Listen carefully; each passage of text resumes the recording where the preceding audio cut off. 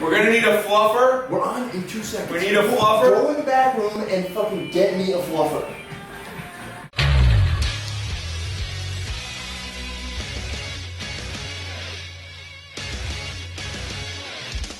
Welcome to another edition of Best Friends League and Stigler Weekly Recap and Preview. First up, Chris Roth gets high and tries to eat an entire box of Cheerios. We'll see if he can finish. That's followed up by Hank walking and eating at the same time. Tom Oliva still driving the truck, and finally we'll check back in with Matt Scout and all this and more coming up on Best Friends League right now.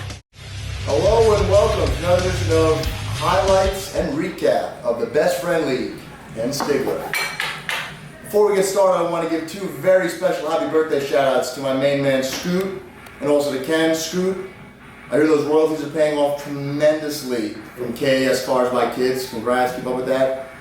Ken, maybe next time you send a half-naked picture to the group text, you use a little wider shade of humor. Thanks.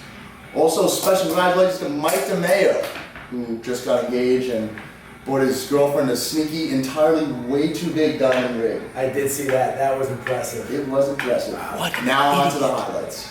In our first game, it was Paulie's Penetrators versus Vin's Lynch Me. I gotta tell you, folks, looks like JFK got his head blown off again. Lynch me, 121. Paulie's Penetrators, 63. Zero penetrating around for Paul this week. It's on and off the field. Awful. Next game we had Beads by Bob versus Hank Oswald's. Just a classic Western shootout here. Most points scored for the week. Beads by Bob, not to be confused by Beads by Mark. Fantastic, by the way. Outcomes and solid balls. 150, 125. In the next game we had the Liquor Ball Sandwiches versus the Westville Warriors. In the closest game of the week, the liquor always prevails. 131, 127. And while we're watching this, Tom Oliva probably has his dick in his hand as we speak. Can't blame him. Brendan Rogers, the stats didn't help you this week. Good luck next week. Next game, the battle of the sweet swinging golfers. We had D.L. Brody versus Arjajan. Another nail biter here.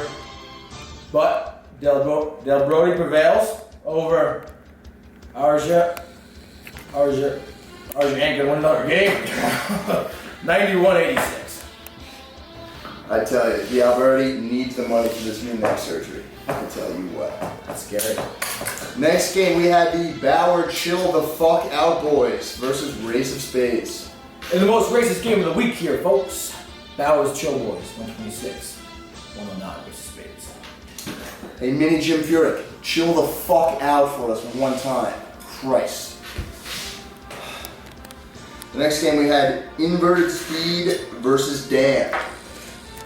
In this matchup, Ken, you got Tad, a pot. Dan, 108, Inverted Speed, 84. Also, Andrew, look for Ken to come out absolutely swinging in the group chat this week. As this brings the record to 2 and 3. Oof. Look for me and Ken on the warpath this week. Picks coming up next. And here we are back with our picks for week 6. Big week. In the first matchup, we have a name change. The Kennedy Comb-Overs are going to overtake the Liquor Ball Sandwiches. In the next one, the Beads by Bob are going to overtake Arjan's forces, and the anal beads are going to prove to be entirely too much for Arjan to handle. I love those beads. Not even Mark can save in this one. Not even Mark. In our next game, Lynch Me stays hot. I'm going to give him the edge over to Alberti in this one. Bowers Chill Boys, they actually stay unchilled, beat Westville in the vertically challenged white guys with awkward facial hair bowl. Should be an interesting one. That's going to be a classic. Brought to you by Tostitos. Next we have Hank Oswald's versus Dan in the Hairy Man game of the week. This game is actually a tale of two ends of the spectrum in the group decks. On one end we have Dan, borderline ghost. I'm 90% sure that Tom Oliva is running the team as his second team, and Dan is just completely out of the picture. And on the other end of the spectrum we have Hank, who just way too flashy in the group chat, and there's a lot of talk amongst the owners about, deporting him back to Bolivia. So we'll see how that shakes out. I still think Hank takes this one over the Ghost Daniel. And now, for our sketchy salesman Sienna Spritehead showdown, game of the week.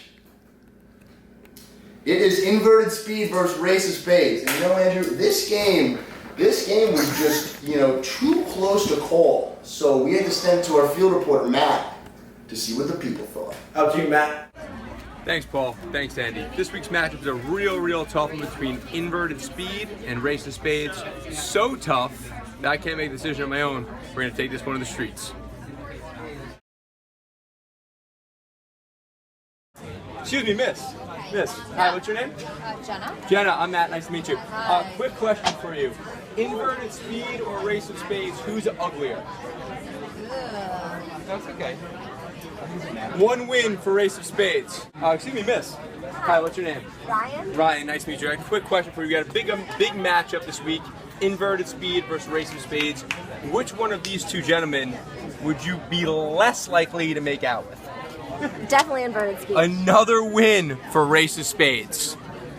Well, folks, the people have spoken in unanimous fashion.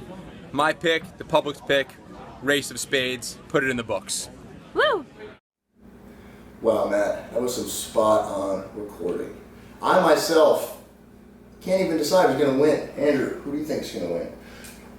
Joining me now is Martin. I'll take it from here, guys. How's it going? 10-second Tom. I got 10 picks, 10 seconds. Rogers, Paul, the short kid, that weird kid with the beads. Who cares? Week 6, baby! That's our show for today. For Andrew McKeon, I'm Paul Monroe. I'll see you guys Sunday.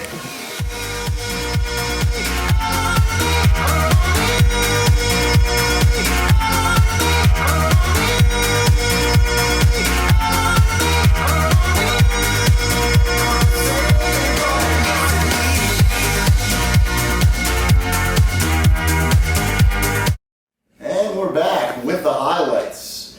In our first game, it was Paulie's Penetrators versus Lynch Me. I gotta tell you, folks, I think we're seeing a reincarnation. Fuck.